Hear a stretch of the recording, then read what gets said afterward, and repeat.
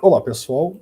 Dando início, então, à nossa sequência de vídeos sobre manejo da dor aguda, nós falaremos especificamente nessa parte sobre a classe de analgésicos opioides, que apresentam finalidades terapêuticas em áreas odontológicas. Bom, pessoal, e a primeira coisa, o que são os opioides opiáceos, né? São substâncias com ação similar à da morfina e cujos efeitos podem ser bloqueados pela naloxona, que é um antagonista dos receptores opioides. Bom, de maneira geral, são substâncias que também são chamadas de drogas opiáceas ou simplesmente opiáceos, aqueles que são diretamente obtidos do ópio, né? São naturais, quando não sofrem nenhuma modificação, por exemplo, o ópio, a morfina e a codeína, ou eles podem ser opiáceos semissintéticos, quando são resultantes de modificações parciais das substâncias naturais, como é o caso da heroína, da hidromorfona, da oximorfona. No caso, a heroína, em particular, ela é obtida através da morfina, sendo modificada levemente na sua estrutura química. O ser humano também foi capaz de imitar a natureza, fabricando em laboratórios várias substâncias com ação semelhante à dos opiáceos, que resultou, então, na geração dos opioides sintéticos. Todos os opioides, eles apresentam um efeito analgésico, eles tiram a dor e também garantem um efeito hipnótico, resultam sono. Por esses dois efeitos, essas drogas, em alguns casos, também podem ser denominadas como narcóticas. Então, um resumo, os opioides naturais, ou os opiáceos, eles são diretamente derivados do ópio, naturalmente. Os opioides semissintéticos resultam de alterações estruturais, né, dos compostos naturais, enquanto que os opioides sintéticos são aqueles sintetizados em laboratório. Todos os opioides endógenos, eles fazem um mecanismo de ação no sistema opioide endógeno, que são as encefalinas, as endorfinas e as dinorfinas. Esses opioides que nós estamos mencionando aqui, os analgésicos opioides, eles mimetizam a ação dos peptídeos opioides endógenos. E essa classificação é baseada conforme a origem do composto. Se a gente pensa na farmacologia dos opioides, ela é extensa, ela é diversa, mas os principais pontos sobre o assunto podem ser facilmente resumidos. O protótipo dos opioides, ela é a morfina, que é extraída do suco da papoula. Ela tem tanto morfina quanto outros alcaloides ali presentes. Esse extrato, então, é conhecido como ópio e foi utilizado, né, por provocar efeito eufórico e analgésico, além de evitar a diarreia.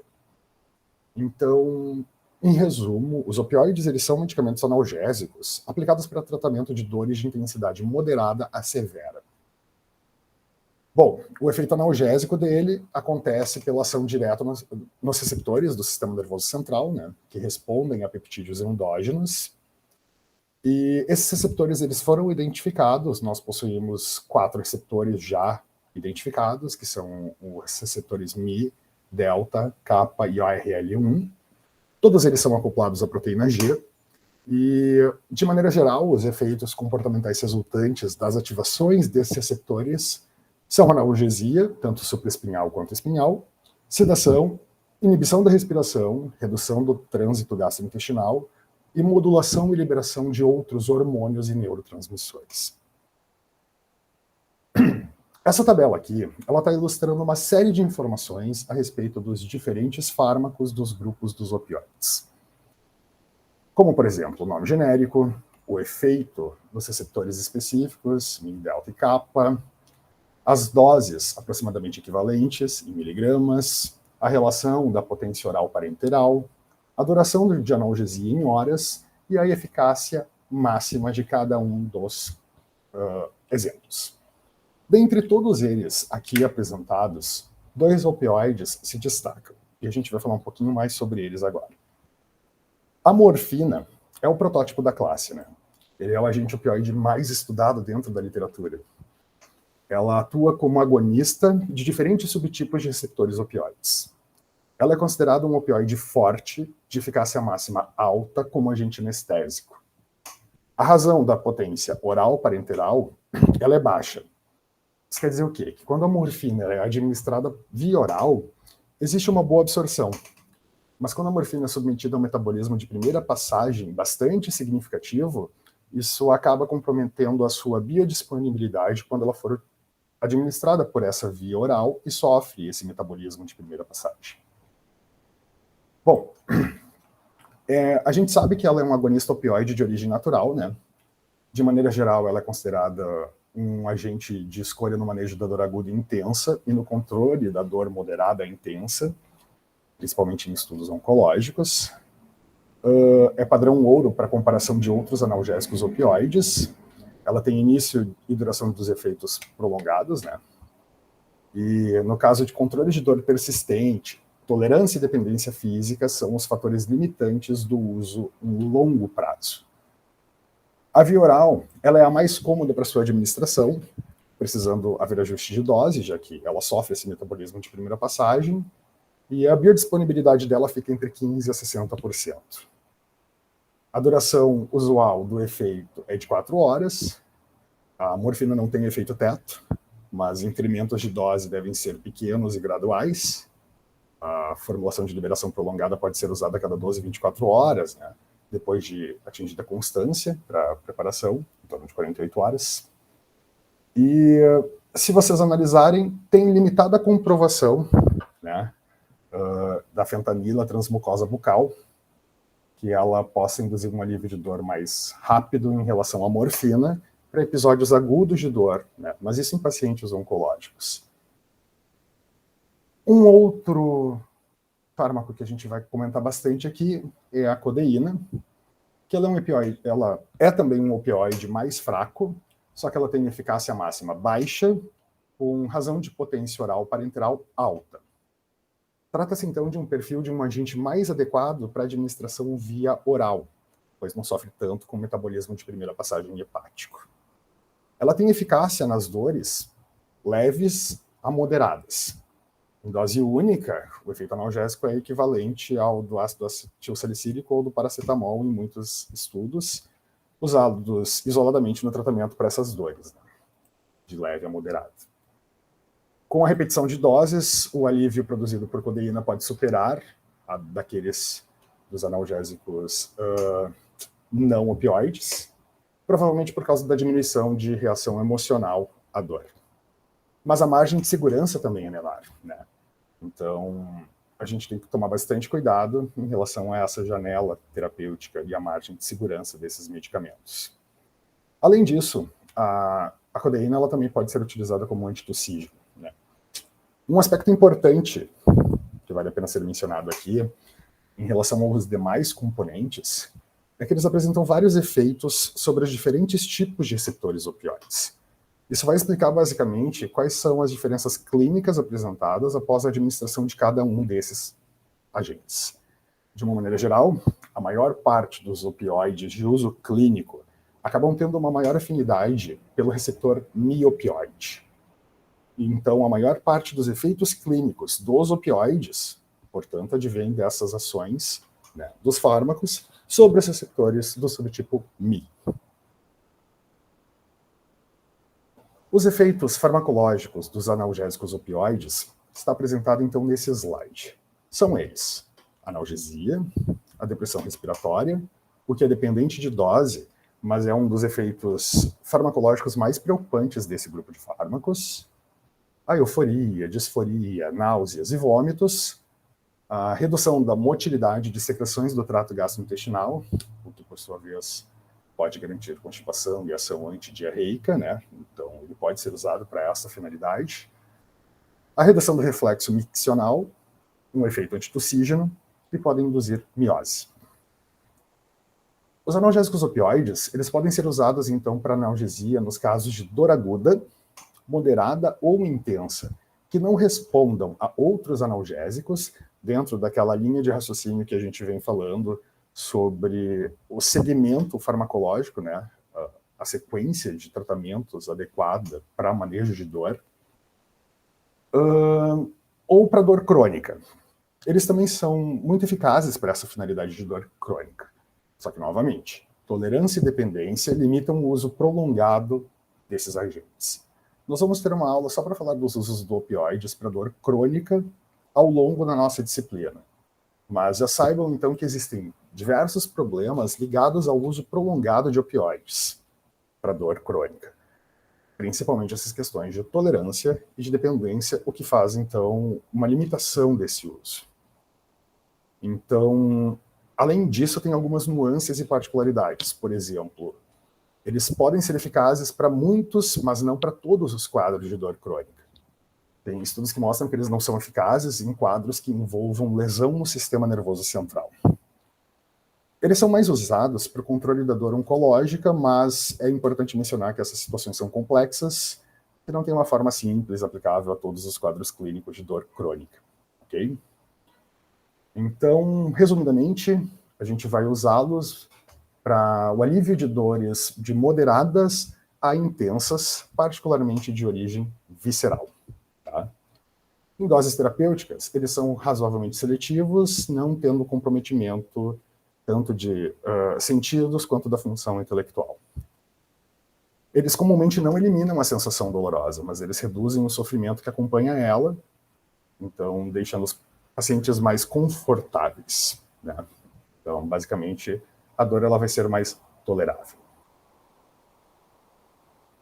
Bom, pessoal, em relação ao critério para a seleção do uso desses analgésicos, a gente sempre leva em consideração as características farmacológicas, se eles são mais fortes, se eles são mais fracos, se eles são agonistas fortes ou fracos, como é a farmacocinética, meia-vida, intervalo de administração e até mesmo potenciais efeitos tóxicos. A gente também analisa a situação clínica a ser tratada, qual é o tempo que a gente precisa para o início das ações, qual vai ser o tempo do tratamento, e as experiências em relação ao uso, tanto por parte do prescritor, quanto pelo histórico clínico do paciente, que vai poder influenciar na escolha desse agente. Bom, gente, como eu já mencionei, o uso terapêutico para analgesia seria basicamente para dores leves, onde eles não são fármacos de primeira escolha para essa classificação, mas quando são necessários, né, os opioides fracos, por exemplo, a codeína, são alternativas para pacientes que são intolerantes aos analgésicos não opioides.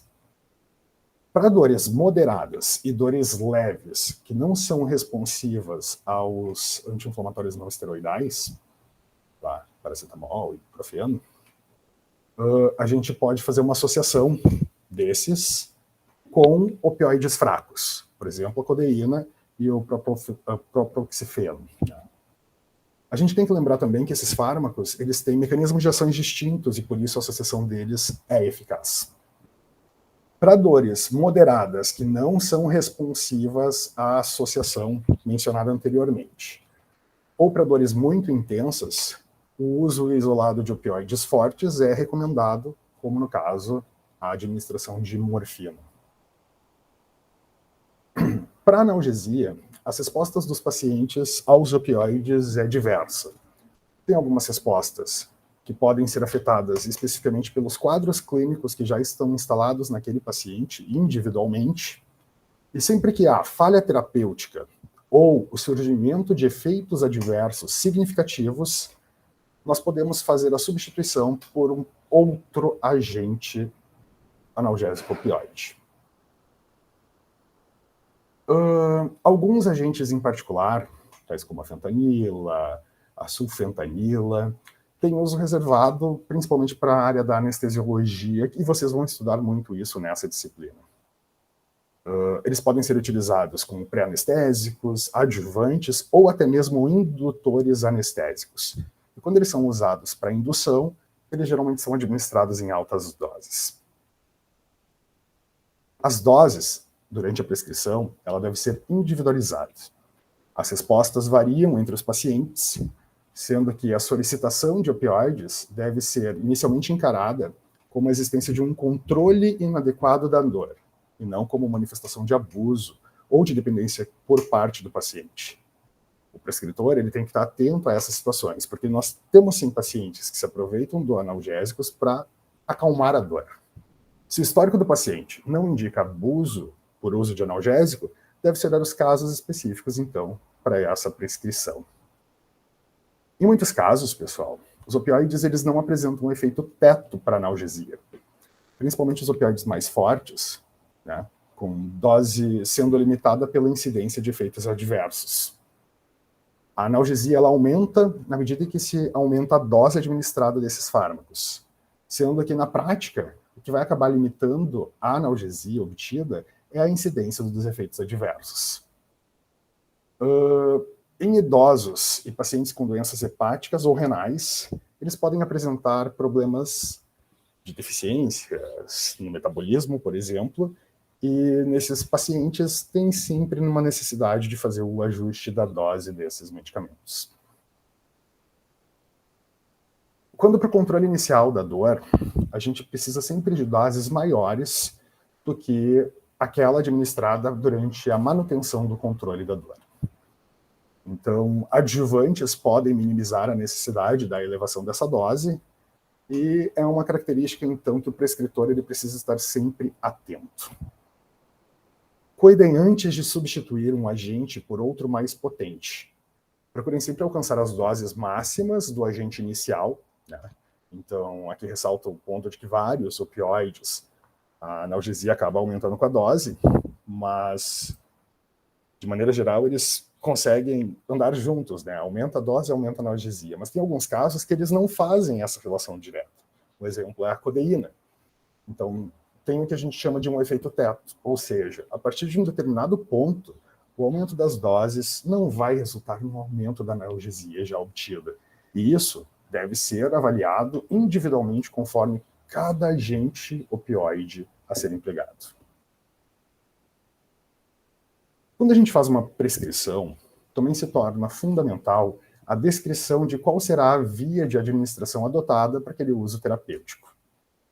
A via de administração em particular, ela é determinada principalmente pelas necessidades do paciente.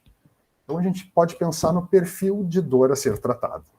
Por exemplo, dores agudas, moderadas ou até mesmo dores crônicas. Tem uma preferência pela administração da via oral, pois acaba sendo até mais confortável para os pacientes, né?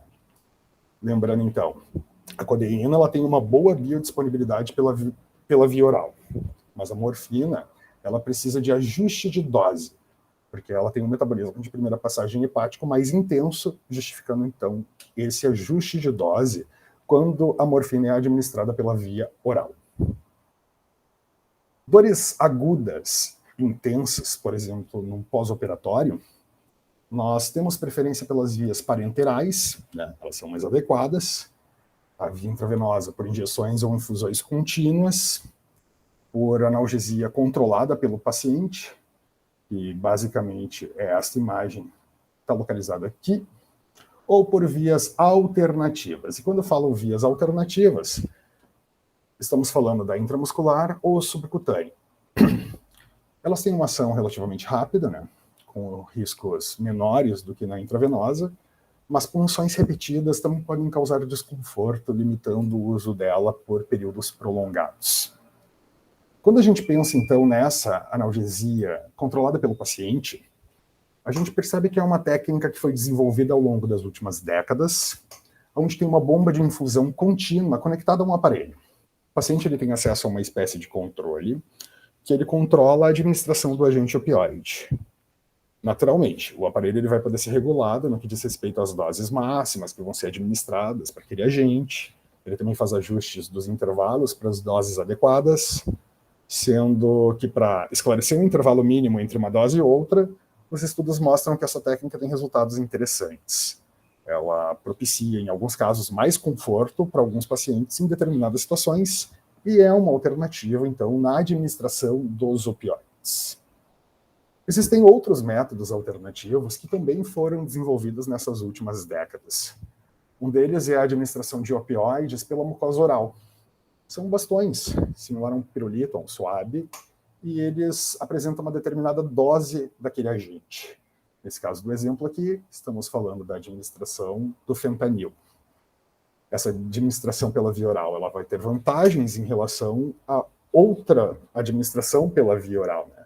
Primeiro, o início de ação dessa é mais rápida. Segundo, a administração direta pela mucosa oral vai evitar o metabolismo de primeira passagem hepática. Então, pacientes com dores oncológicas poderiam ser candidatos adequados para o uso desses dispositivos. Além disso, pessoal, nós temos patches transdérmicos, hoje em dia, para administração de alguns opioides. Novamente, para esse exemplo aqui, envolvendo o fentanil, né, que ele é bastante lipossolúvel, então ele tem capacidade de atravessar barreiras lipofílicas, né, as membranas celulares, sendo então utilizado amplamente nessa apresentação na área da anestesiologia também. Para adesivos em particular, os mesmos propiciam uma ação que dura em até 72 horas, então é mais uma alternativa que vem a ser utilizada para a administração dos analgésicos opioides.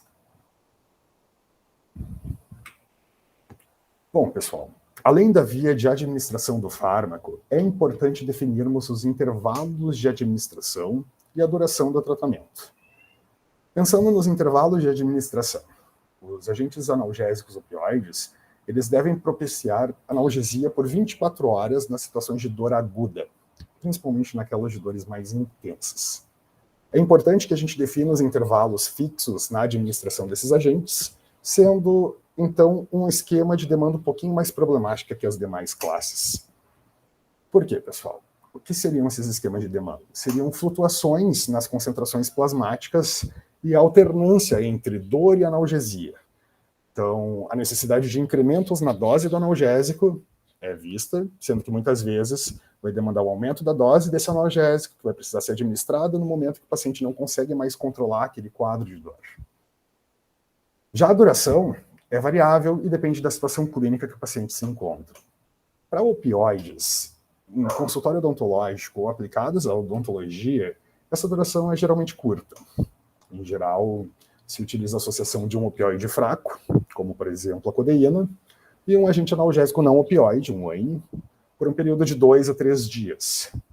A associação com os analgésicos não opioides por 2 a 3 dias, que é aquele período onde a dor pós-operatória é mais intensa, é ancorada na ressalva que, após esse período, a dor tende a diminuir, sendo possível manter a analgesia do paciente com o uso de um analgésico não opioide.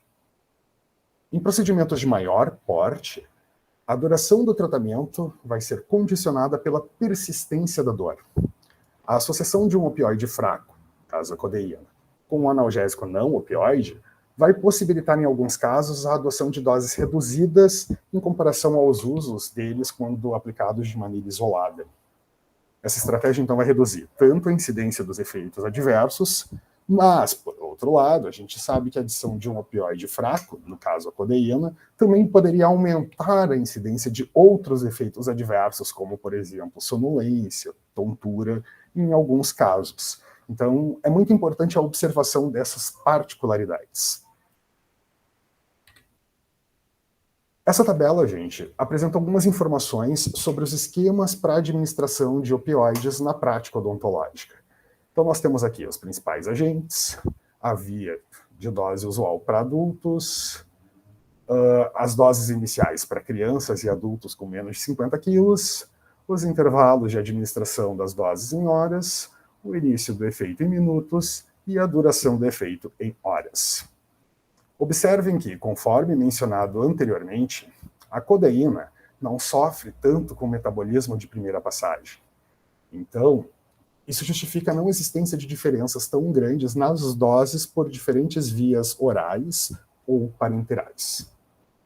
Por outro lado, observando então aqui o comportamento da morfina, a gente consegue visualizar que quando ela é utilizada por uma via parenteral, a dose dela é menor do que quando ela é utilizada na via oral. Né? Por quê? Esse aumento da via oral é necessário para compensar essa biodisponibilidade reduzida pelo efeito lá do metabolismo de primeira passagem hepática. A gente observa também nessa tabela que alguns intervalos de administração, né, de maneira geral, variam de 2 a 6 horas, para a grande maioria dos casos, lembrando que o início do efeito é variável conforme a via utilizada, sendo as vias parenterais mais associadas com ações analgésicas rápidas, enquanto que a via oral tem temporalmente uma ação analgésica mais tardia. A duração dos efeitos é, em geral, por horas e é dependente também dos intervalos de administração dos agentes. E pensando em segmento terapêutico dos pacientes tratados com analgésicos opioides, a gente tem que sim monitorar a eficácia de acordo com o relato do paciente, bem como pelo desaparecimento das manifestações clínicas associadas à dor. Então, como a gente tinha mencionado anteriormente, o uso de escalas verbais, numéricas, analógico-visuais para avaliação quantitativa da dor vão facilitar esse monitoramento. Pacientes pediátricos ou com dificuldade de comunicação muitas vezes podem não conseguir responder a essas escalas, então a gente vai precisar de medidas indiretas para avaliação da eficácia do tratamento. Por exemplo, selecionar um parâmetro fisiológico qualquer, sistema cardiorrespiratório, para acompanharmos ele, visualizarmos e entendermos como está a evolução desse paciente, por exemplo. Em relação aos eventos e efeitos adversos, a gente tem que monitorar e, sempre que possível, prevenir ou controlar os efeitos adversos. Os efeitos adversos mais comuns estão apresentados aqui nesse slide, né, onde é muito importante fazer esse monitoramento, principalmente, né, a depressão respiratória, que é dependente de dose e é potencialmente o mais fatal de todos os efeitos adversos. Ele é um parâmetro importantíssimo para ser controlado, principalmente porque nos casos onde a gente utiliza os opioides mais fortes. Os opioides mais fracos, eles não costumam se associar com uma incidência alta desse tipo de complicação. Entretanto, a gente também tem que sempre estar atento em relação à possibilidade de interações medicamentosas, tentando evitar a associação de opioides com outros depressores do sistema nervoso central, como, por exemplo, a classe de fármacos benzodiazepínicos e outros agentes, tais como álcool e depressores de maneira geral do sistema nervoso central. Por quê? Isso poderia potencializar o efeito da depressão respiratória, né? Então a gente teria que, sim, ter esse monitoramento, esse cuidado muito minucioso. Ficam aqui, então, pessoal, as informações em relação ao manejo da dor aguda, que seria a nossa primeira parte de aula em odontologia. Na próxima semana, veremos sequência sobre o manejo da inflamação. E lembrando a todos que em nosso Moodle teremos uma atividade sobre o manejo da dor aguda, que vai estar disponível lá para os alunos realizarem, um caso clínico, e o comprometimento com a realização dessas atividades semanais é um critério importante a ser avaliado nessa disciplina, pessoal. Então, uma dica para todos é bons estudos e nos vemos na sequência. Agradeço pela atenção de vocês e até mais.